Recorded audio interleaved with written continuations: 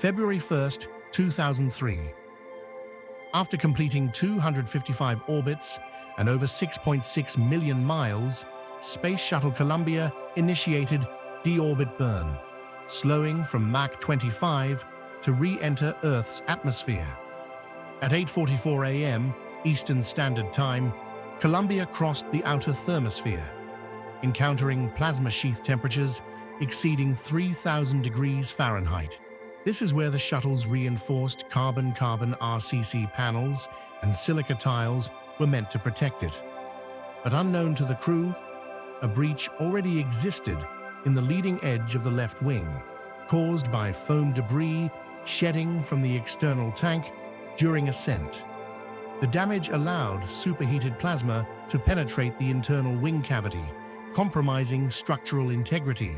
At first, small anomalies appeared: sensor failures, abnormal temperature spikes, erratic aerodynamic behavior.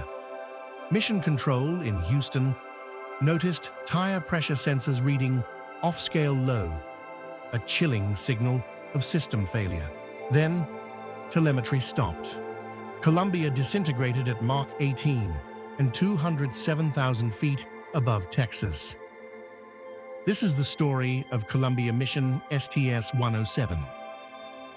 On March 25, 1975, assembly began at Rockwell International's Palmdale facility in California. This was Orbiter Vehicle 102, later named Columbia, the first fully operational space-rated orbiter in NASA's Space Shuttle program. Columbia was engineered to be partially reusable, with the capability to perform orbital insertion, sustain microgravity operations, and survive atmospheric re-entry. Its structure was built using aerospace-grade aluminum alloys, thermal protection tiles, and reinforced carbon-carbon panels designed to withstand temperatures exceeding 1,500 degrees Celsius. Due to its early design phase, Columbia was significantly heavier than later orbiters, incorporating more metallic structural components and less advanced composite materials. This mass differential affected launch payload capacity and required higher propellant loads compared to orbiters like Atlantis or Endeavour. The name Columbia honored two historical vessels, the Columbia Rediviva, an 18th-century exploration sloop, and the Apollo 11 command module, the first to carry humans to the lunar surface and return safely. Though technologically superseded in later years, Columbia's design laid the foundational architecture for America's reusable spaceflight era, ushering in a new paradigm in orbital vehicle engineering. On March 25, 1979, Orbiter Vehicle 102 Columbia was transported to NASA's Kennedy Space Center. This marked the beginning of its final pre-flight phase, an extensive systems integration and validation campaign. Columbia underwent exhaustive functional testing across all mission-critical subsystems. Flight control software was subjected to multiple simulation scenarios, evaluating guidance, navigation, and control algorithms under both nominal and contingency conditions. Ground support equipment such as the Orbiter Processing Facility, OPF, Mobile Launch Platform, and Vehicle Assembly Building interfaces were rigorously tested for compatibility and sequencing. By early 1981, after nearly 2 years of integration, simulation, and diagnostics, Columbia was declared flight-ready. The stage was set for STS-1, the first launch of a manned, reusable orbital spacecraft. On April 12, 1981, NASA launched STS-1, the maiden voyage of Space Shuttle Columbia. For the first time in history, a manned spacecraft designed for orbital reusability was headed for space. 13, minus 10, 9, 8, 7, 6, 5, 4. We've gone from start. We have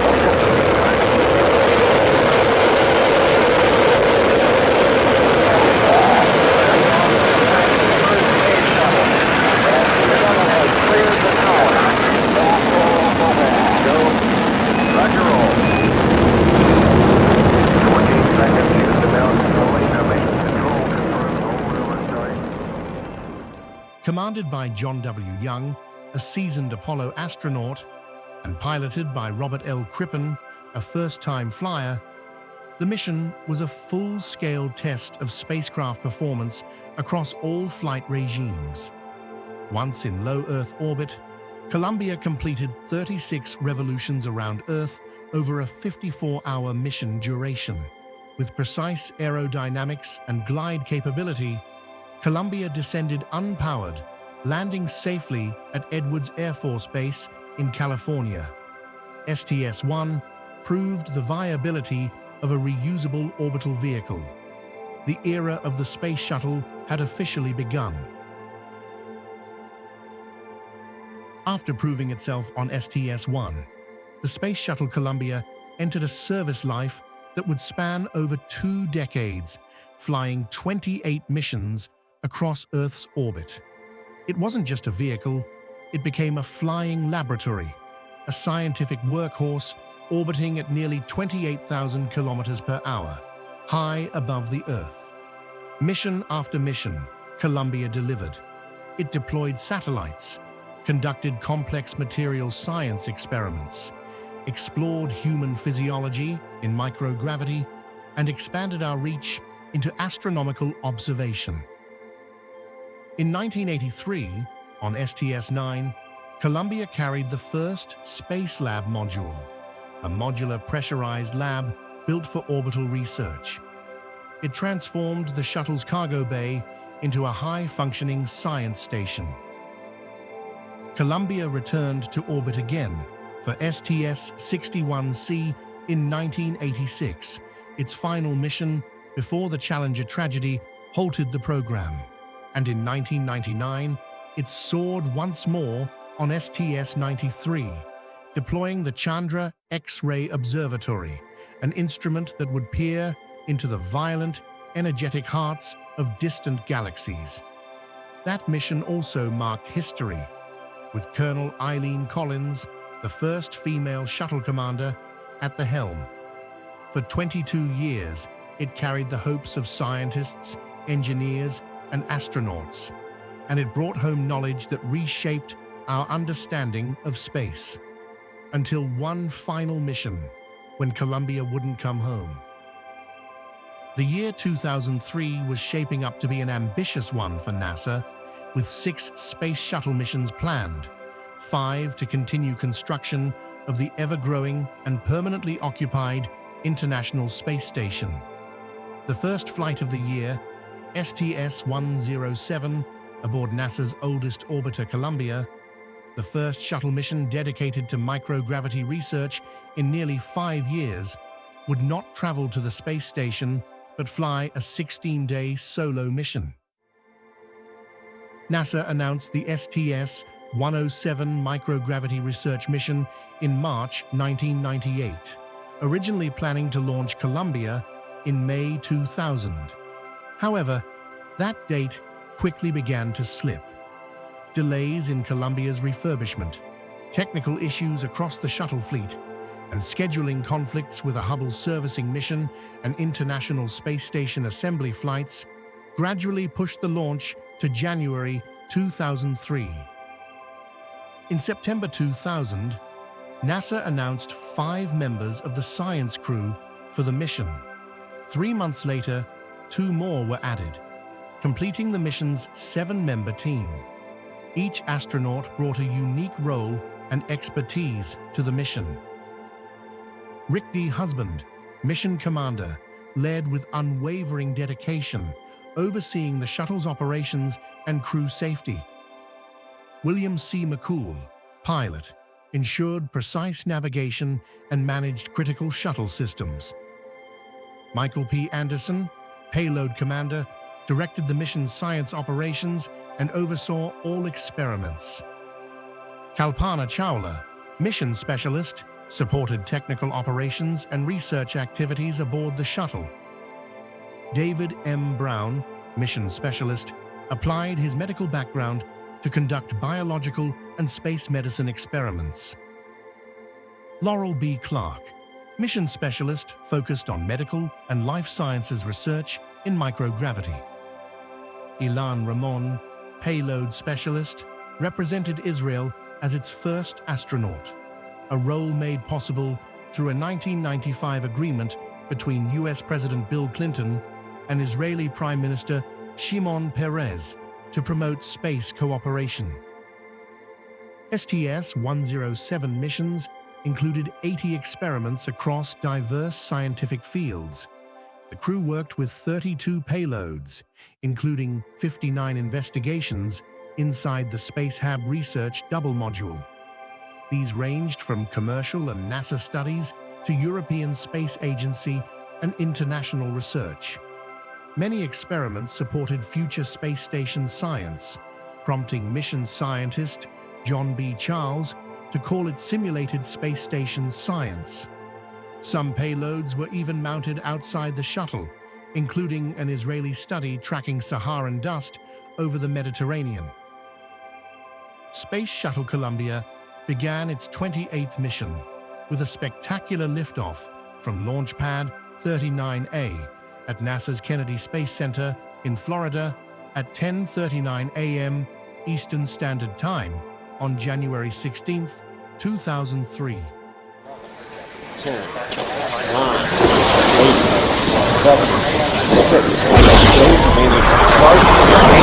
start, 2, 1, booster ignition, and liftoff of the space.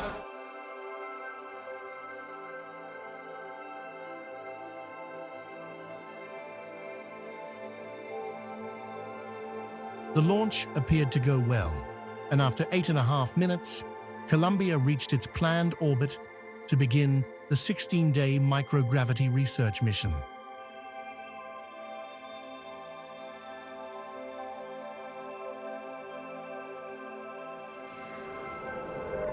From the very first day in orbit, Columbia's 7-member crew divided into 2 teams, red and blue, working in alternating 12-hour shifts.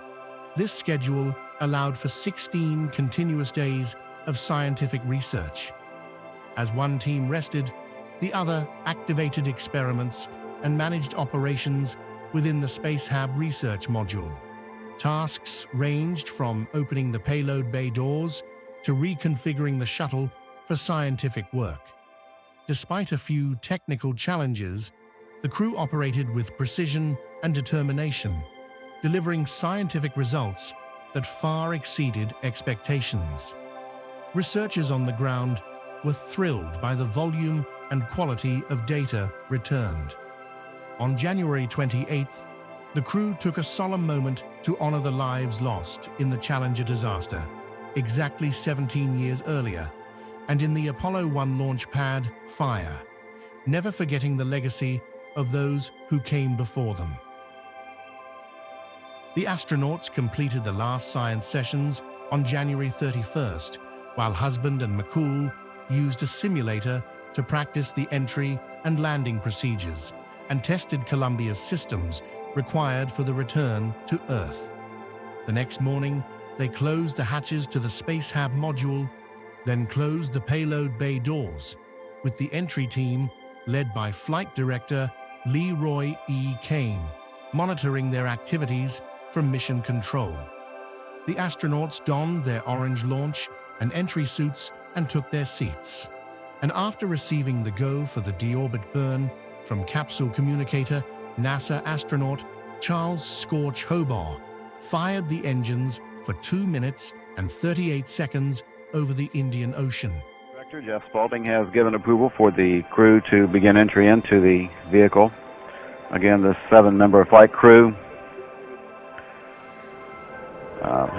have arrived at the pad, and they are now in the process of entering the vehicle to occupy their assigned seats. Commander Rick Husband, the first to enter the orbiter, as is the tradition and the custom for the shuttle commander, and he will then be followed by his fellow crew members, each taking their seats in the orbiter's flight deck and on the orbiter's middeck. And we have They reoriented Columbia with its nose facing forward and angled up at 40 degrees to face the heat of re-entry, encountering the Earth's atmosphere at 400,000 feet. To help slow the vehicle down, it flew a series of maneuvers to bleed off energy.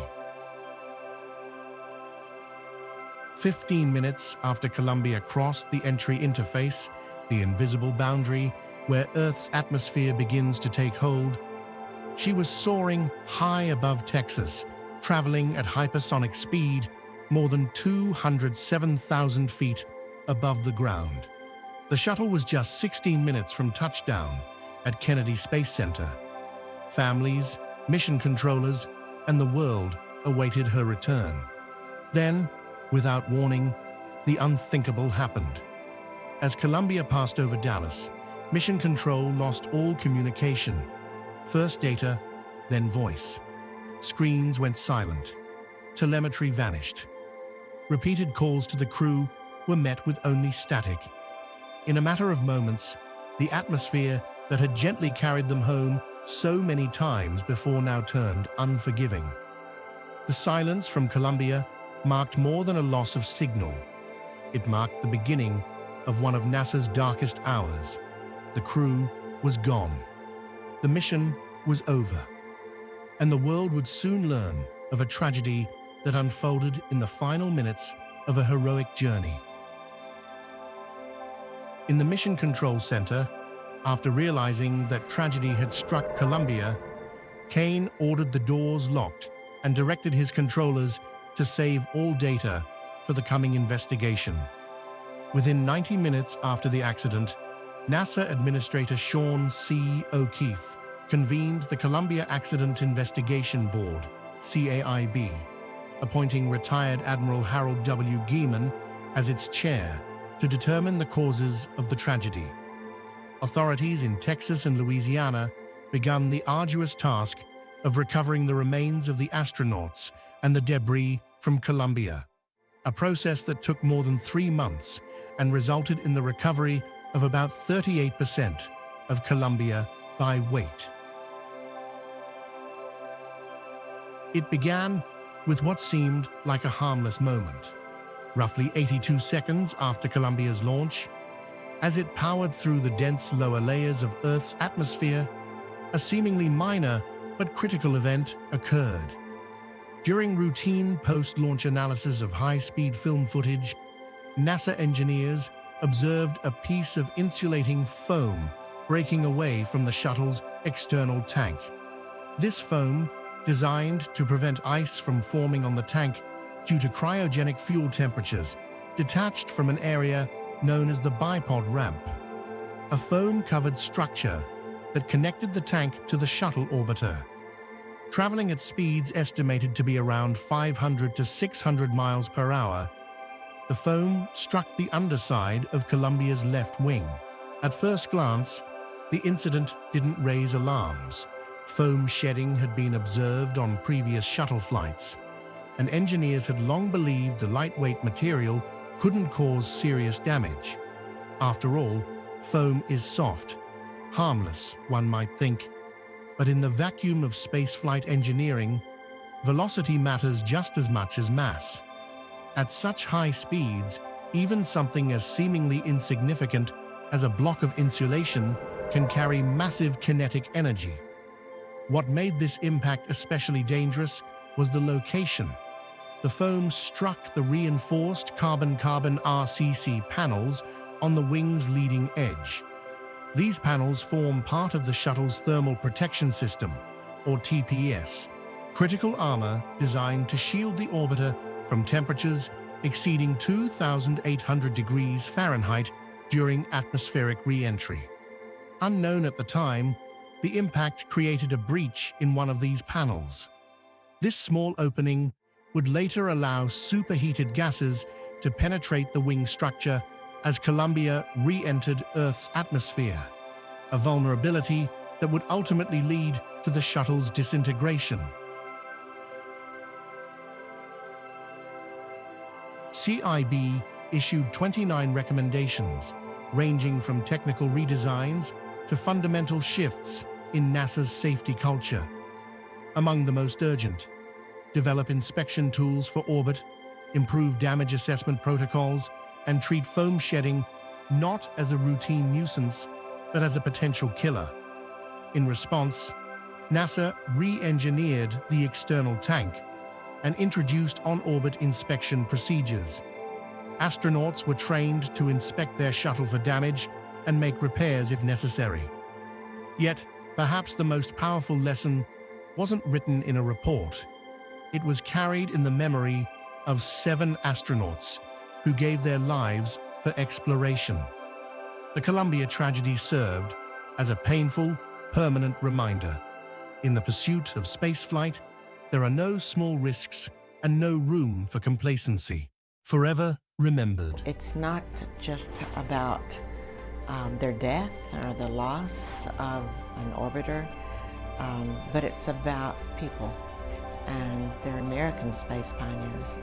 So as you walk in, you know that you're in a special place.